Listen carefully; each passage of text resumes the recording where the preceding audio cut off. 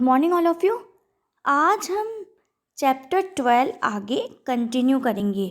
Page number 94। बढ़िया। First class कंचे। तुम्हें कितने कंचे चाहिए? दुकानदार ने अप्पू से बोला कि फर्स्ट क्लास कंचे हैं, तुम्हें कितने कंचे चाहिए? कितने कंचे चाहिए? कितने चाहिए? कितने?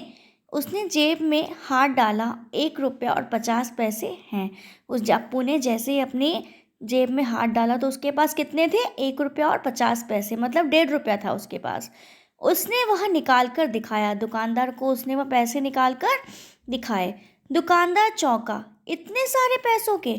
दुकानदार एकदम हैरान हो गया देखकर कि इतने सारे पैसों के कंचे चाहिए आपको? सबके?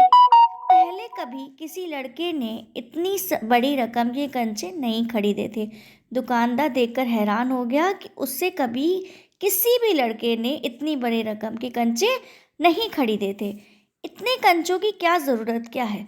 दुकानदार कहने लगा कि इतनी कंचों की ज़रूरत क्या है, वह मैं नहीं बताऊंगा। दुकानदार समझ गया वह भी किसी ज़माने में बच्चा रहा था।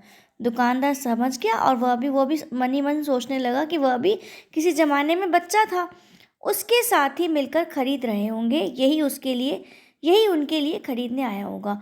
उसने सोचा, दुकानदार सोच रहा था कि उसके साथी भी मिलकर खरीद रहे होंगे और यही उनके लिए खरीदने आया है। वह कंचे खरीदने की बात जॉर्ज के सिवा और किसी को नहीं बताना चाहता था। अप्पू था ना, वह जॉर्ज के सिवा किसी और को भी बातें नहीं बताना चाहता था।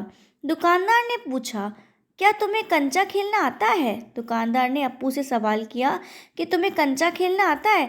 वह नहीं जानता था। तो फिर कैसे कैसे सवाल पूछ रहा है, उसका धीरज जवाब दे रहा था। उसने हाथ फैलाया, दे दो। उसने एकदम उस दुकानदार के सामने हाथ फैलाया कि दे दो। दुकानदार भी हंस पड़ा और वह भी हंस पड़ा।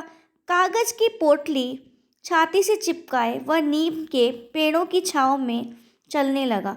कागज की पोटली थी उसकी कंचों से भरी हुई, तो वह नीम के पेड़ों की छांव में उसको छाती से चिपका कर चलने लगा। कंचे अब उसकी हथेली में। कंचे कहाँ है? उसकी हथेली में, हाथ में। जब चाहे बाहर निकाल ले। उसने पोटली हिलाकर देखा।